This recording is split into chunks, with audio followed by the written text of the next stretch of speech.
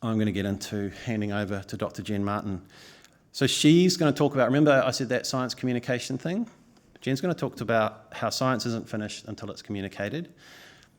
And I think we invited, I've seen Jen present before, but working in a world of scientists and being one myself, it is often hard to communicate really complex information in a way that people around you will understand and can actually take away something from that. And so we thought, well, let's bring someone in that does that for a living, and I think we'll benefit from her brilliance and her presentation. So without further ado, Dr. Jen Martin.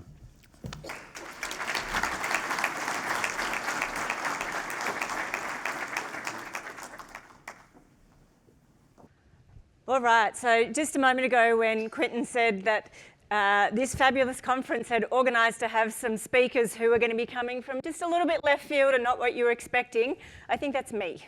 Or at least I'm one of those people. So I'm hoping that you will engage with me as I talk about something that I care very, very, very deeply about. And I hope that there'll be at least a few takeaways for you that might have some relevance to the work that you do.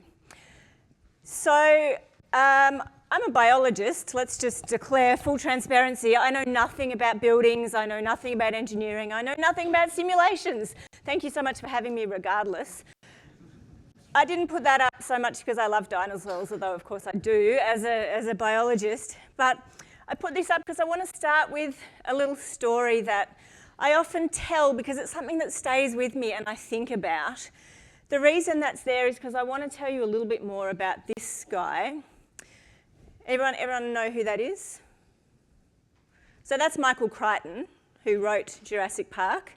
Sadly, in this picture, you don't get a sense of him. He was 6'9", pretty impressive. And I find him a really interesting case study when it comes to communicating science. So just bear with me for a couple of minutes. So he started as a medical doctor. He qualified as a doctor from Harvard in 1969, but he actually never went into medical practice, instead deciding that he wanted to write. He grew up, his father was a journalist, and as you know, what happened in the decades following, he created some incredible stories that brought science into the world of fiction, fantasy, amazing stories. And I think 25 novels he published in his lifetime, many of them turned into incredible movies. He really brought the masses into thinking about how science cool was, whether it was Jurassic Park, whether it was the Andromeda strain. He was a master storyteller who used mostly accurate scientific information to get people excited about science. And I think he really is a master storyteller.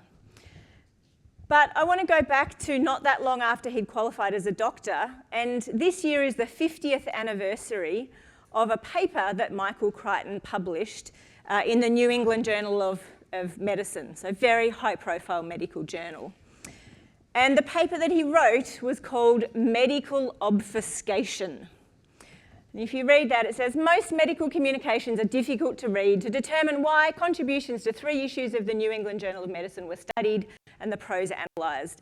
Now, the irony of that is that one of the things he argued that makes medical writing so bad is because they write in passive voice, and everyone will notice that that too is written in passive voice. But anyway, 50 years ago. For anyone who doesn't tend to use the word obfuscation regularly, that's the definition of obfuscation. I can't even say the word. So essentially deliberately making things obscure and difficult to read. The reason I'm telling you this story is because a really important part of Michael Crichton's story, I suppose, is his intense frustration with the elitism that he saw in the medical practice and in fact in STEM more generally. And there's all sorts of interesting snippets. If you look at his life and read things that was written about him and look at things that he did, it's this frustration that I think largely led him to become the incredible popularist that he became. And so he says lots of things in this paper. I'm not going to make you read the whole thing, although it is very short, Quentin. This paper is very, very short, so he's following your lead. So basically what he's arguing is that if these medical scientists really cared about their audience understanding what they wanted to say, they would write in one way, but instead they do the exact opposite. And what does that tell us about how people in STEM disciplines, how we kind of are attached to communicating sometimes in very technical, difficult to understand ways versus actually just wanting to make ourselves plain and clear and easy to understand. And so his summary was this: medical writing is bad, but its functions are perfectly understandable as a display of scientific profundity, and not as an attempt to communicate experience. The profession sees some virtue in this state of affairs and pays a price which it's apparently willing to pay. So 50 years ago, Michael Crichton saying this is ridiculous. So of course, we would think in those 50 years, things would have really changed. What happened to Michael Crichton, we'll come to that in a minute, what happened to Michael Crichton I think is just worth ending our little story with. This is the second last novel that he wrote. He published this in 2004. He passed away from lymphoma in 2008. Has anyone read this? Has anyone read State of Fear? It's a pretty interesting book, and it did make it to #1 on the bestseller list. By the time we get to this 25th or 24th book in his amazing repertoire of books, the scientists have become the villains. So in this story, no longer are the scientists the heroes, the holders of amazing information doing incredible things in the world. State of Fear is about eco-terrorists who are staging natural disasters in order to trying to gain evidence for human-induced climate change. And Michael Crichton essentially died a climate denier who saw scientists as people who were failing the planet because we weren't doing well enough in communicating our knowledge effectively. And he was the one sitting down with George W. Bush, convincing George W. Bush and speaking to the Senate about the fact that man-made climate change wasn't a real thing. So it's this fascinating story of someone who comes from this passion and love of science to ending up being essentially a denier and someone rejecting science. And if you read enough about it, you get this strong feeling that so much of that was because of his frustration with the communication of science and the fact that we don't do a good enough job of sharing our ideas in accessible ways. And so, as I said before, you would think that we would have improved, right? 50 years have passed since Michael Crichton wrote his obfuscation paper. But there's classic example after classic example that show us that things actually haven't got that much better. So this is a very famous study that I'm sure some of you will be familiar with, Risk Communication on Climate, published back in 2008. Essentially, with every IPCC report, you would know there is an SPM, a summary for policymakers that is meant to make the science in these incredibly dense reports accessible to people who don't have the same training as the authors. And in this study, they gave 200 MIT graduate students with backgrounds in either STEM or economics, they gave them the summary for policymakers to make sure that they were written in a way that people could understand. And guess what? These highly trained graduate students couldn't understand the summaries for policymakers that had been written for non-scientifically trained people. 84% of them, after reading them, got it wrong. So this then led to another very famous study which was published in 2005 showing that these climate reports and the summary documents are actually getting more and more difficult to read over time, over the years. So we're going in the opposite direction to where we should be going. Actually, we're making information in STEM more difficult to understand, increasingly unreadable. So last week I spent some time doing some searching, thinking, okay, those are two really famous studies that everyone in my world of science communication has heard about. Maybe they were overblown. Maybe we've got evidence since then that actually, people with technical backgrounds are getting better and better at communicating. Instead, I found a whole other swathe of papers being published showing that this is still a problem. So this one was published in 2017, basically showing again, so they looked at 709,000 abstracts published between 1881 and 2015 in all these different journals. And again, they showed that the communication or the readability of science was decreasing. So there are lots of ways to assess the readability of science. You can give it numbers, you can look at the number of words in sentences, the number of syllables in words. There's all of these validated ways of assessing the readability of literature. Then this is a great study, love it, looking at the use of acronyms in STEM literature. A few chuckles, don't we all love a good acronym? So this is between 1950 and 2019. They looked at 24 million article titles and 18 million article abstracts. They found at least one acronym in 19% of the titles and 73% of the abstracts. And you might be thinking, but that's fair enough. Acronyms are important, we need acronyms. But what they showed was that we just keep creating new acronyms that no one else is using. So what they found, let me go down here, that 0.2% of acronyms are used regularly, whereas 79% of acronyms appeared less than 10 times. So that means we're using acronyms that no one else understands, and possibly our acronym means something totally different to somebody else. So my day job is teaching science students across all disciplines how to be more effective communicators. I do that at the University of Melbourne. And we bring students from all disciplines together into one room.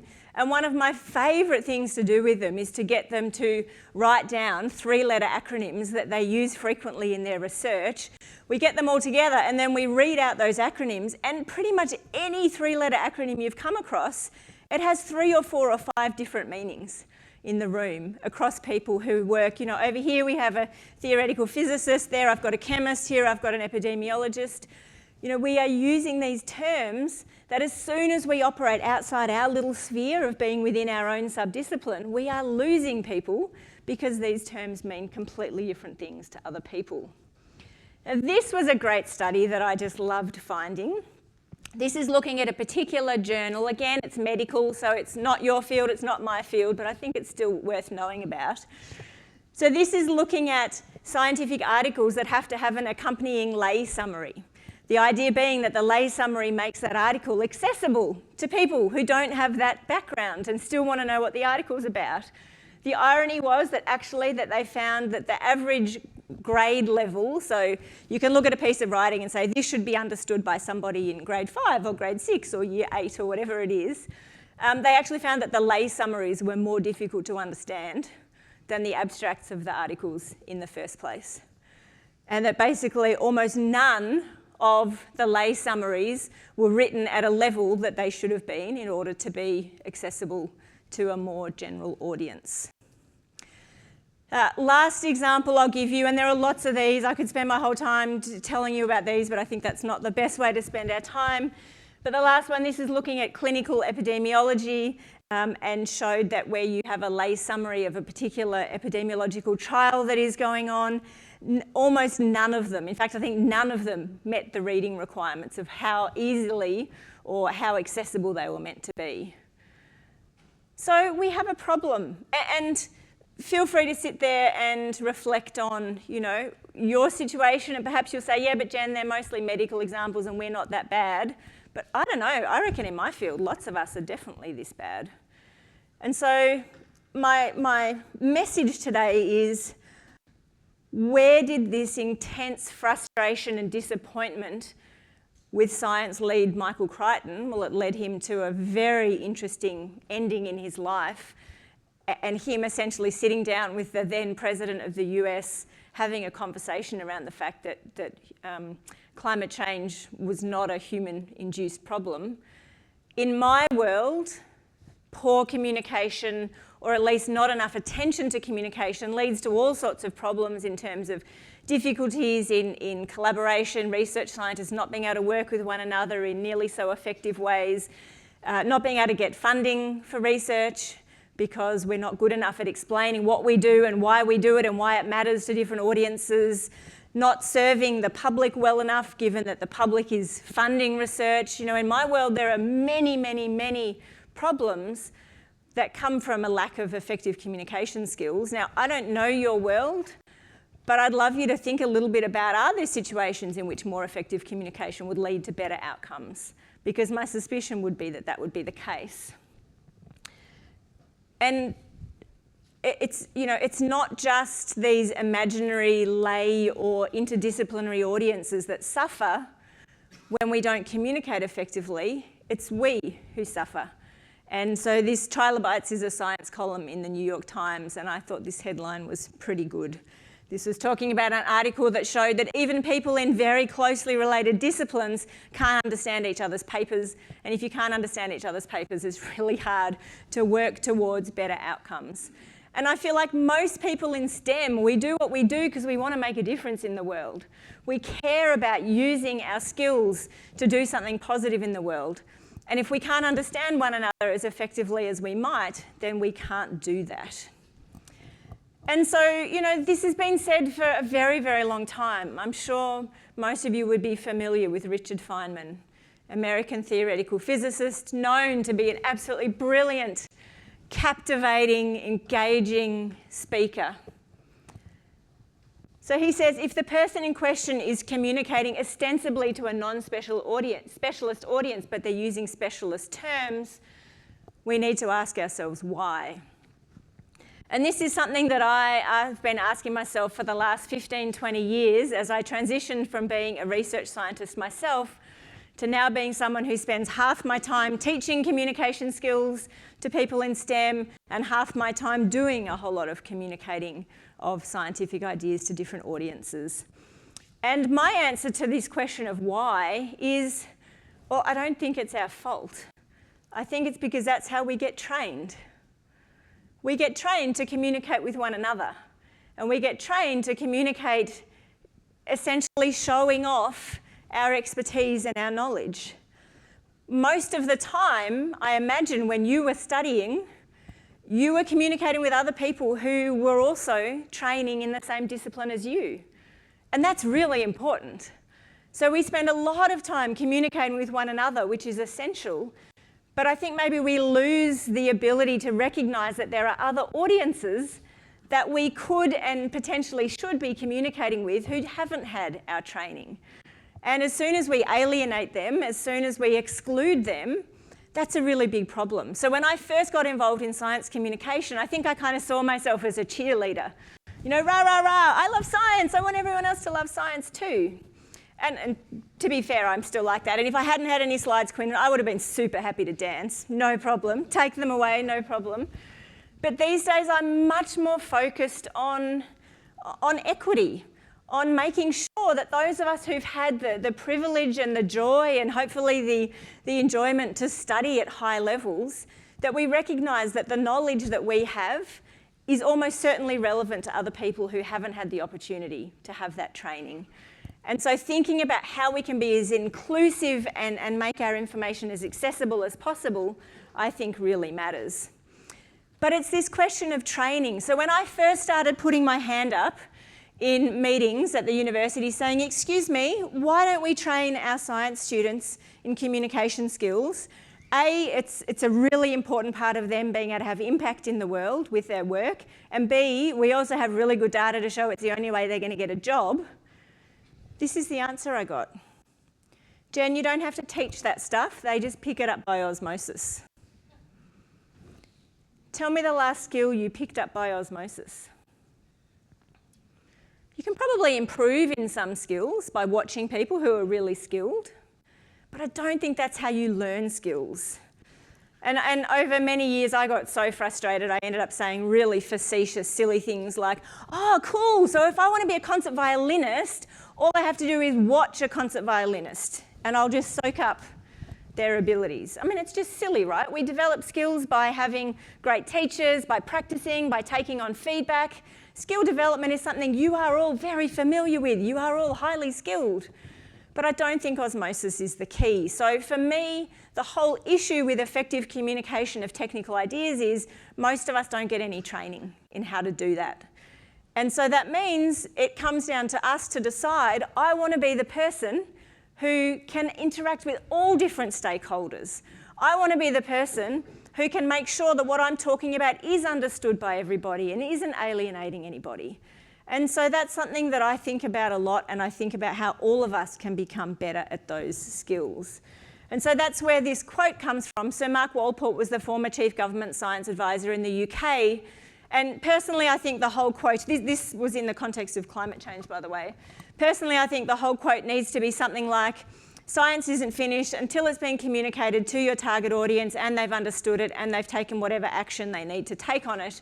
But that's not very quotable. So That's why we end up with this. But I just think this is a really good thing to have in mind all the time.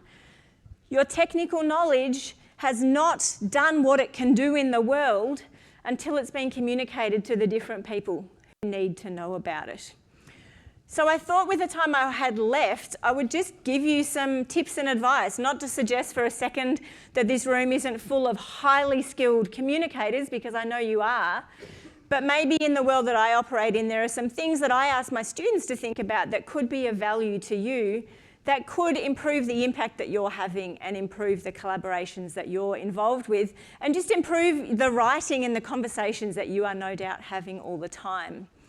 So where we always start is with this acronym GAMMA, and it's pretty straightforward. You probably have equivalent acronyms for all sorts of things that you do, but essentially it's about remembering that any communication activity we undertake, we've got to start with what is our goal. You are all extremely busy people, I have no doubt about that. So that means any time you invest in anything you write or any speaking that you do, you want it to be as strategic as possible, which means thinking about the goal first. Once we're clear on the goal of what we're trying to achieve, what would be a successful outcome here, we need to work out who is the audience that we actually need to be connecting with, speaking to, writing for. Once we're clear on who that audience is, that's where we start crafting a message. And I'm going to talk shortly a lot more about how we craft effective messages. The second A of GAMMA is about action. You've worked out your goal, you know who your audience is, you know the messages that you want to share with them. What action are you going to take? Is this a piece of writing? Is this a phone call? Is this an email? Is this any number of other things that we could do to share our messages? But not to just stop there, to think in turn, what is it that we're hoping our audience is going to do with this information? What is it that we want them to do in response to the information that we're sharing? And the R of GAMMA is just to remind us that, if communication were easy, I certainly wouldn't be here, you wouldn't have invited me, I wouldn't have a job, the world would be a much simpler place, I think, if communication were really simple. So the R reminds us that we've got to be evaluating, we've got to be reflecting, refining. It's pretty unusual that any key message lands with your audience first time and everything that you need to have happen happens. So when we think about crafting messages then, what do we need to do? The first thing we need to do is recognise that everybody is busy, tired, distracted, overwhelmed, in any moment ready to think about something else and do something else. So that means when we are going to ask people for their two most precious things, which are their time and their attention, we need to make sure we capture their attention very quickly and that we convince them from the very beginning that we are going to give them something of value. So that's why it's so important, and my challenge to all of you, let me tell you what usually happens at academic conferences that I go to, and my challenge to you is to not let this happen in this conference. So Quinton gets up and he says, yep, good morning everybody, I'd like to introduce Jen Martin, she's from the University of Melbourne and she's going to be talking about science communication. I have a slide behind me that says my name, my affiliation and the title of my talk. The first thing that I do is say, good morning everybody, my name's Jen Martin, I'm from the University of Melbourne and today I'm going to talk about science communication. How many of you are already asleep? It's a really boring way to start your conference talk. So my challenge to all of you, if you are speaking over the next 3 days, start with something interesting. They already know your name, they know where you're from and they know the title of your talk. It's almost certainly behind you unless you were late with your slides and you have to dance, but probably that won't happen to too many of you. The chair of your session has already given that information as well, so let's start with something really interesting, capturing people's attention. And that often involves thinking carefully about how what you want to talk about is going to be relevant to that audience. Who are the people in the room or on the Zoom call or reading your writing? This applies to all different communication. And what do they need? Why is it that they are giving you their time and attention? How do you honour that by giving them what they need? And in turn, as I said before about action, what is it that you want your audience to do with this information? Do they need to write something? Do they need to think about something differently? Do they need to change their plan of attack on the project? What is it that you need them to do with that information? And really, when push comes to shove, why should they care? Why should people care about the information that you have? Why is this of value to them? What is your knowledge adding to their understanding of the situation. And that means generally we need to spend lots of time asking questions. Now, in some situations that doesn't work, obviously, if you're writing something, but there are many situations in which we can ask whoever these stakeholders are what it is that they need. Have we listened carefully? Have we thought about them as the priority rather than us as the focus? And so that's why crafting messages can be quite, well, fun and creative, but also quite hard work. And the key thing we always need to remember is it might not be what you want to say that is what they need to hear. It can be very easy to focus on our own side of a project, whatever it is that we're working on, without thinking enough about, but who are these people who I am now working with, and what is it that they need from this conversation? And we often need to change our tack quite a lot.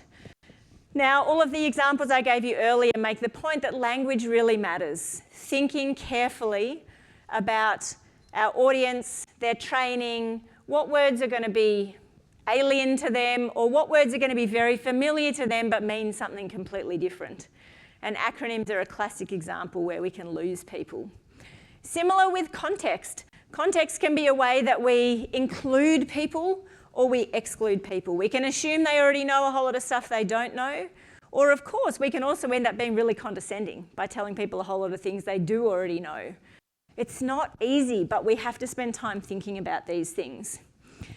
Quinton, yes, being brief, being concise. How can we distill our messages down for our busy audiences? How can we leave out all the details that may matter to us, but are actually completely irrelevant to this particular audience in this instance? And the last thing I'll say, which I don't have time to talk about, we do a lot of teaching about storytelling, but just to say, if you've ever heard the advice that stories are important and that facts are very boring, it's very good advice.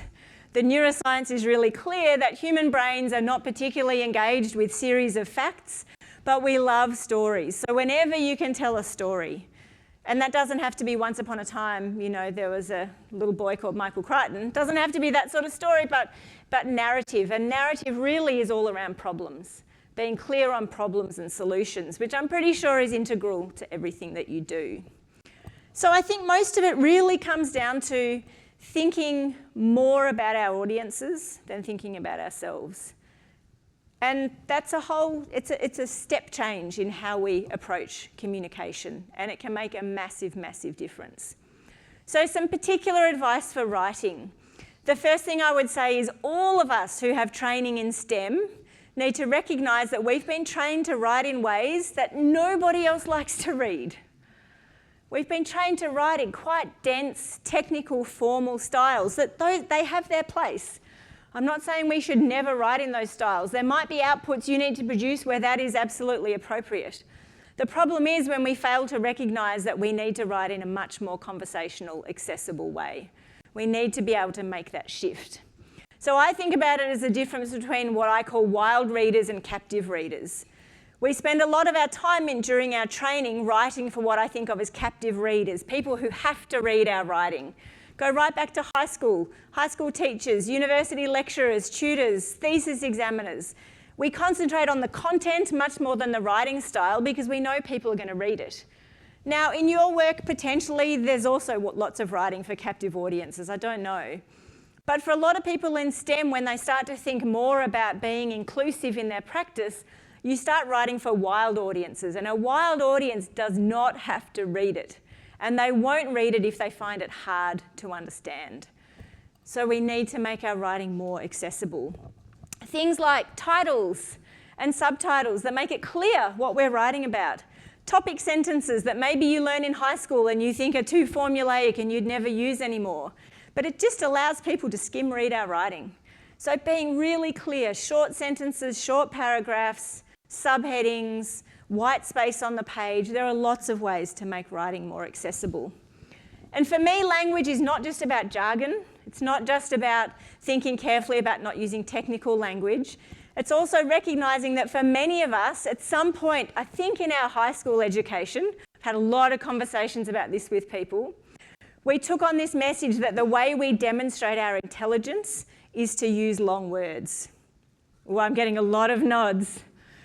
I was actually running a session with a fabulous group of engineers about a month ago, and this woman said, "Oh my God, yes, I still feel like Mrs. Boyle, my Year 11 English teacher, is sitting on my shoulder telling me I need to use fancier words to demonstrate how smart I am."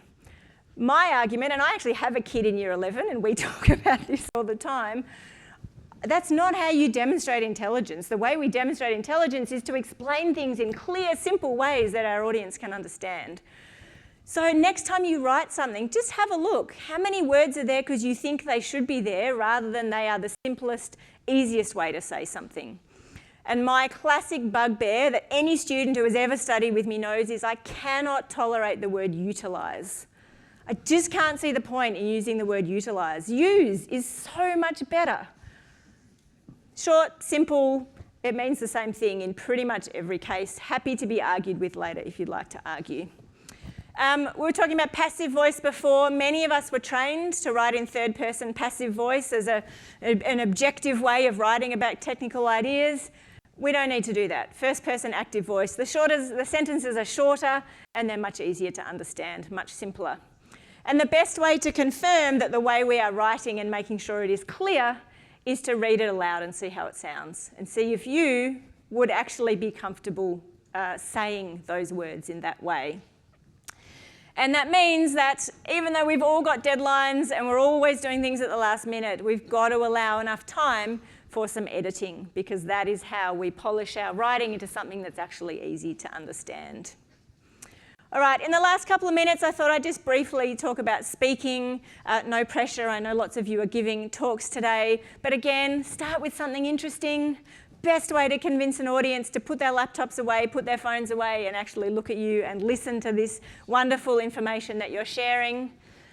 Really think about why people are listening to you. I think it's a huge privilege. I feel massively honoured that I've been invited to speak for you today, particularly being, up early in the morning on the first day. What an absolute privilege for me.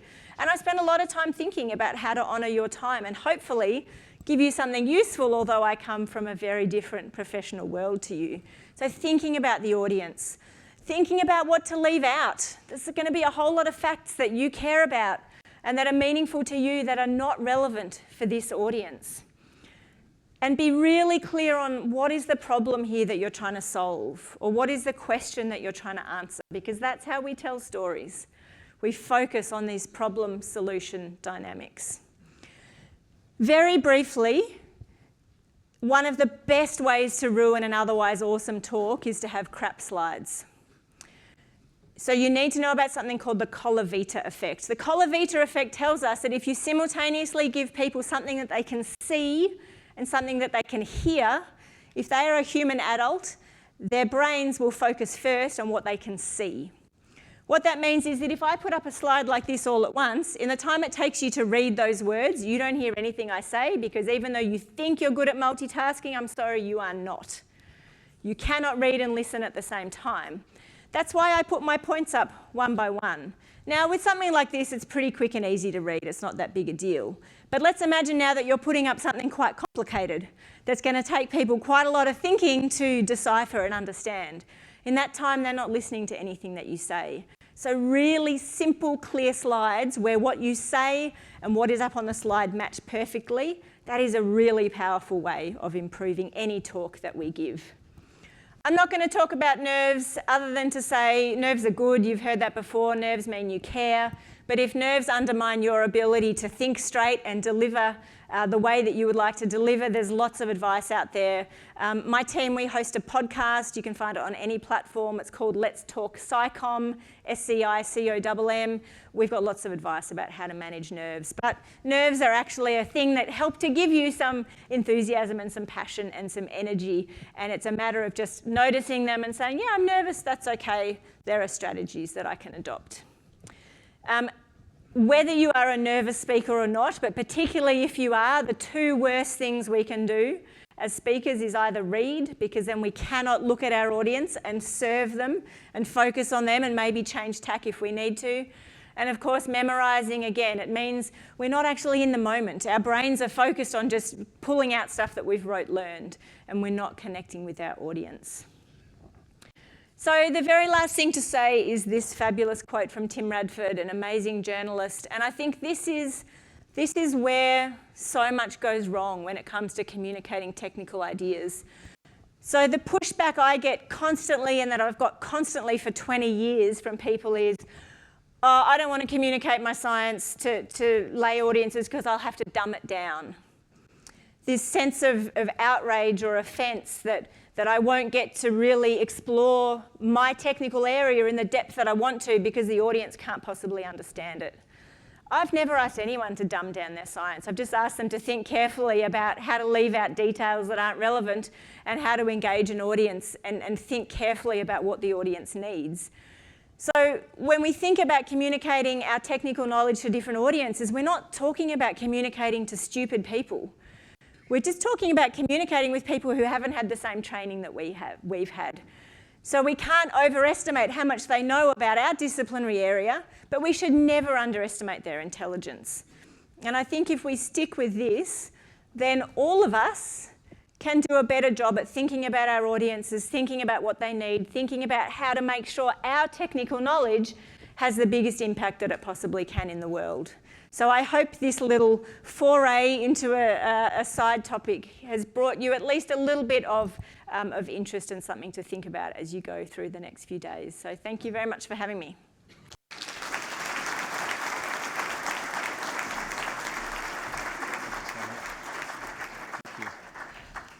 Thank you very much, Jen. That was fantastic. Hopefully you've taken a little something from that. I've learnt over the years that someone said to me one day, Quinton, you've got 2 ears and 1 mouth. Use them in direct proportion to which they were given to you. Start listening and you'll actually start understanding and looking up. People are actually understanding what you're talking about. But thank you very much. I won't use too many TIAs.